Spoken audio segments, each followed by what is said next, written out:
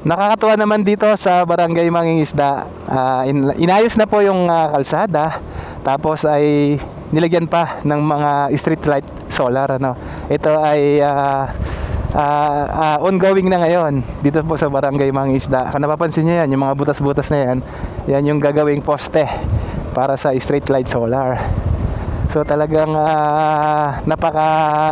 napakalaking tulong sa atin mga kababayan dito sa lungsod ng Puerto Princesa, dito, lalo na dito sa Barangay Mangingisda. Hindi lang pinaganda yung kalsada, ay binigyan pa ng liwanag para sa mga nakatira po dito sa Barangay Mangingisda. Ayos, ang ganda. Ang ganda na dito sa Barangay Mangingisda, oh. Tapos guys, meron din dyan Puting Buhangin Beach. May magandang beach din sila dito. Hindi lang ito ang makikita dito sa Barangay Mangingisda. Meron din silang beach dyan.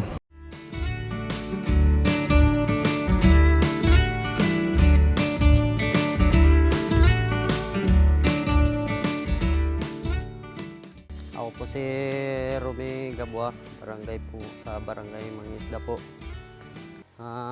Kinikinto ko lang po ito yung kalsada dito dati. Grabe, lubak-lubak po ito hanggang doon sa baba. Hirap po yung daanan. Ngayong buwan lang ito tapos simento dito. Mga hanggang doon, paikot. Ganda rin po sir, nakatulong din po talaga sa mga taga rito dahil gumanda na yung daanan punta dito. Dahil sobrang hirap ng daanan po dito dati. Halos hirap yung mga sasakyan dito sa pag-akyat dahil sa malubak.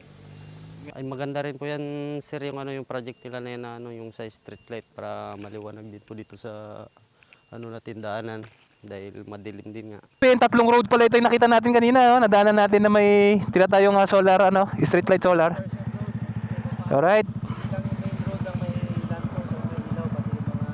Ibig sabihin, hindi lang kalsada yung inayos dito, no? Nilagyan pa ng dagdag safety. Ayos na pala dito sa Barangay Mangingisda, no? Ito guys, si Motorhead lagi pala siya dito.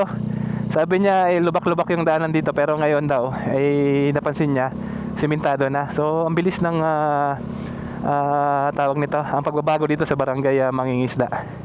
Dagdag safe dito sa mga taga rito yung solar street light na proyekto na itatayo ngayon dito sa Barangay Mangingisda.